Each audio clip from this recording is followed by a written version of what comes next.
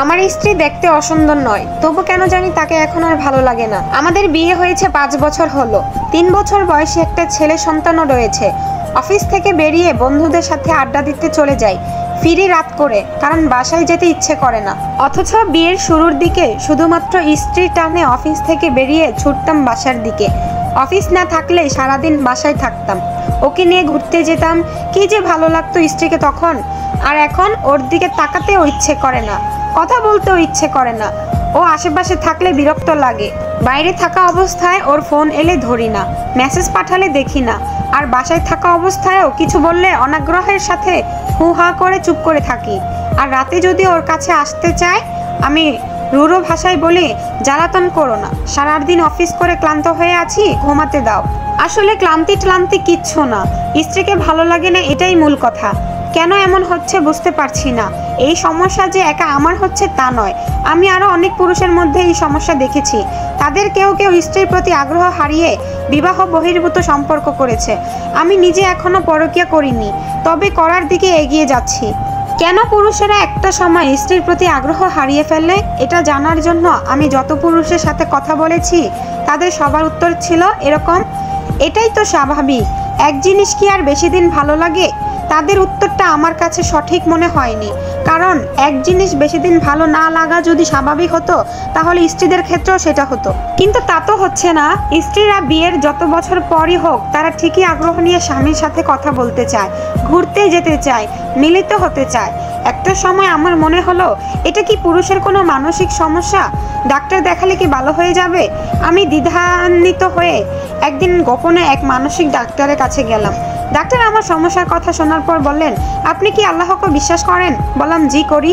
আল্লাহর একটা নির্দেশের কথা আপনাকে বলবো, যদি মানতে পারেন তাহলে আপনার এই সমস্যা দূর হয়ে যাবে, কোনো ওষুধপত্র লাগবে না, গ্যারান্টি দিচ্ছি। কি সেটা? সূরা আন-নূরে আল্লাহ বলেছেন, হে নবী, পুরুষদের বলে দাও তারা যেন নিজেদের দৃষ্টিকে সংযত করে রাখে এবং নিজেদের লজ্জাস্থান সমূহের হেফাজত করে, এটা তাদের জন্য বেশি পবিত্র পদ্ধতি। এরপর ডাক্তার দৃঢ় কণ্ঠে বললেন, আল্লাহর এই নির্দেশ আপনি 1 মাস পালন করুন, তারপর নিজেই পরিবর্তন বুঝতে পারবেন। সন্দেহ নিয়ে বললাম, এটাতেই কাজ হয়ে যাবে?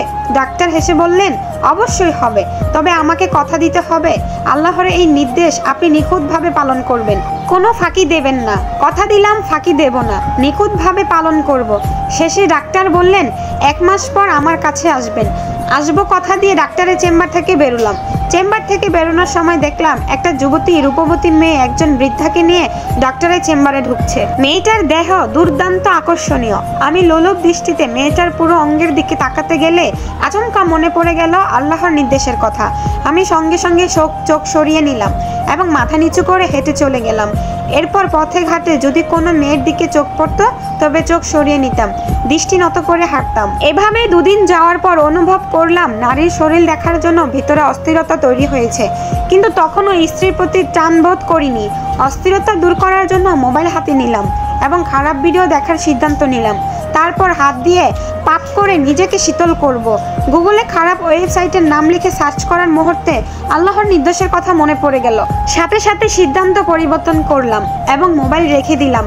এর পরের দিনের কথা বলি, আপনাদের বলেছিলাম আমি বিবাহ বহির্ভূত সম্পর্ক না করলেও ওই দিক এগিয়ে যাচ্ছি। ঘটনা হলো, আমার এক বন্ধুর পরিচিত এক মেয়ের সাথে গোপন এক সম্পর্ক গড়ে উঠতে শুরু করেছে।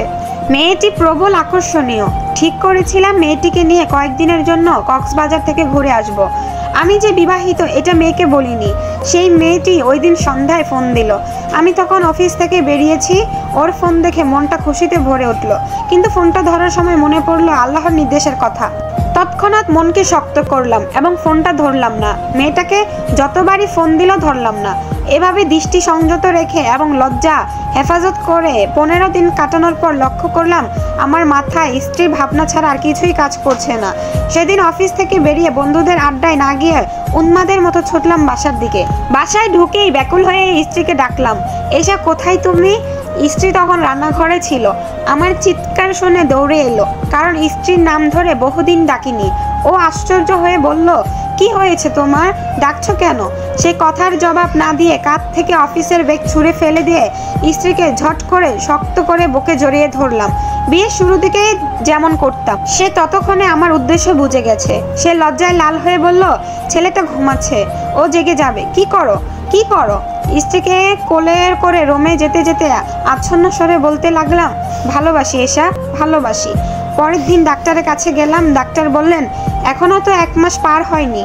হেসে বললাম, সমস্যা দূর হয়ে গেছে। আমি এখন বুঝতে পেরেছি কেন পুরুষেরা স্ত্রীর প্রতি আগ্রহ হারিয়ে ফেলে। অতীতের ভুল আর কখনো করব না। ডাক্তার বলেন, স্বাগতম আপনাকে, আপনার সংসারের জন্য আন্তরিক শুভকামনা রইল। ডাক্তারের চেম্বার থেকে বেরিয়ে আকাশের দিকে তাকিয়ে খুশিয়াল গলায় বললাম, ধন্যবাদ আল্লাহ, আপনাকে অনেক ধন্যবাদ।